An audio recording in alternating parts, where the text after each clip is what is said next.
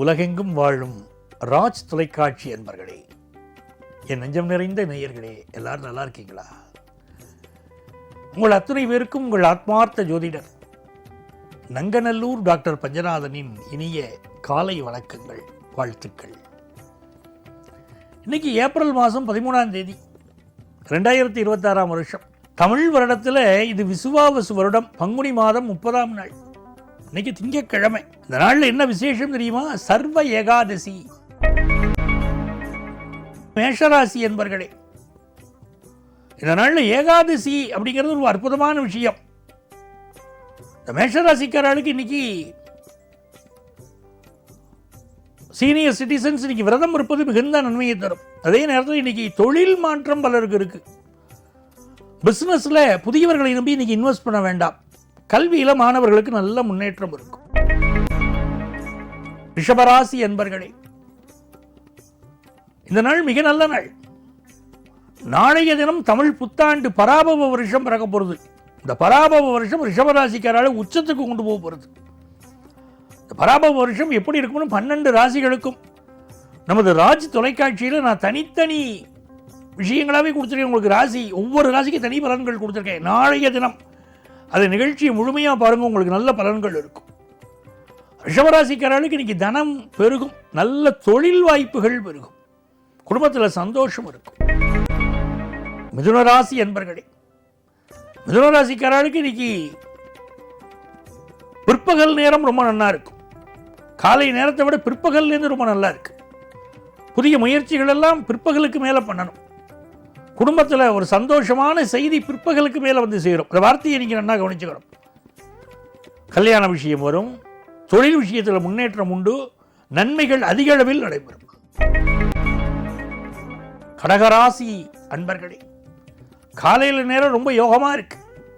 முருகப்பெருமான் வழிபாடு செய்யணும். திருச்செந்தூரின் கடலோரத்தில் செந்தில்நாதன் அரசாங்கம் இல்லையா? திருச்செந்தூர் முருகனை மனசில் நினைச்சு வழிபாடு செய்யக்கூடிய கடகராசிக்காரர்களுக்கு வாழ்க்கையில் குறைவே வராது. இந்த நாள் நல்ல வேலை வாய்ப்பு ஒன்று கிடைக்க போகிறது. புதிய சொத்து வாங்குற யோகம் வருது. ரொம்ப சந்தோஷமான நாள்.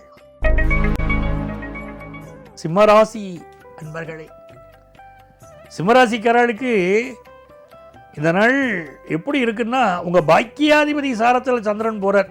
அப்போ பூர்வீக சொத்து கிடைக்கும். சில பேர் கடன் வாங்கி வாழ்க்கையில் டெவலப் ஆகணும்னு நினைப்பா, கடன் கிடைக்கும். ஹவுசிங் லோன் கிடைக்கும்.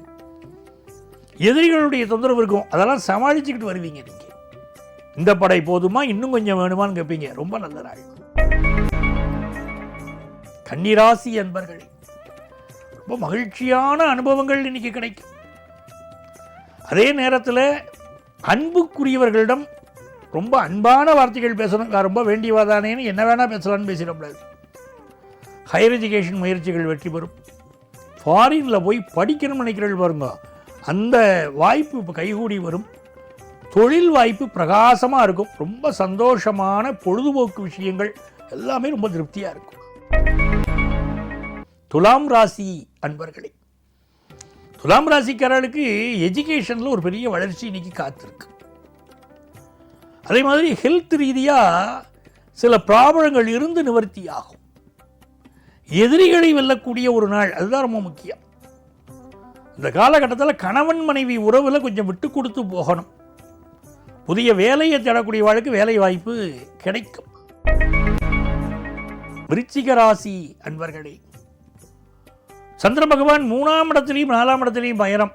செவ்வாய் 5ஆம் இடத்தில் இருக்கார். மனசுக்கு ரம்மியமான எண்ணங்கள் தோணும். ஹையர் எஜுகேஷன் படிக்கிற வாய்ப்புகள் வரும்.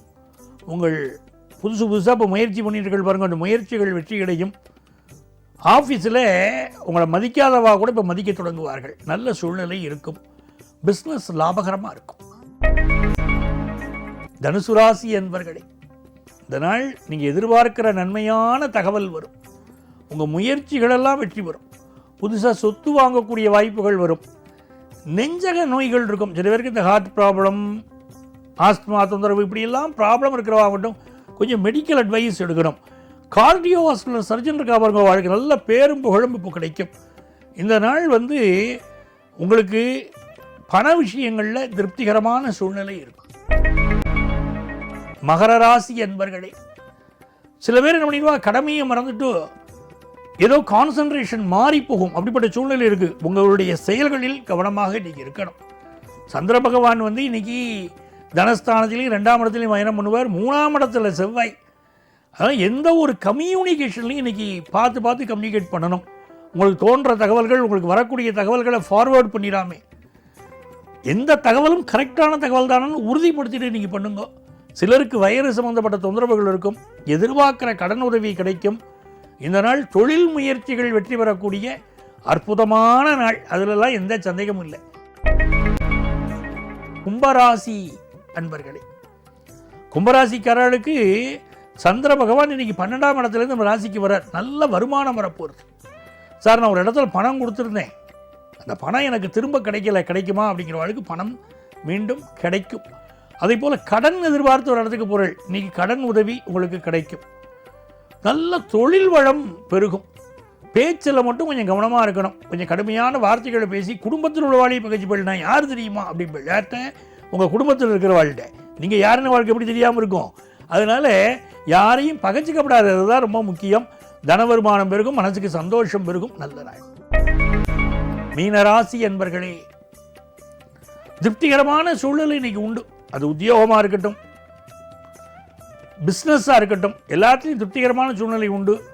சிலருக்கு பயணங்கள் அமையும். கோபம் நிறைய வரும். இன்னைக்கு கோபத்தை கண்ட்ரோல் பண்ணிக்கணும். பூர்வீக சொத்து சம்பந்தமான உங்கள் முயற்சிகள் வெற்றி பெறும்.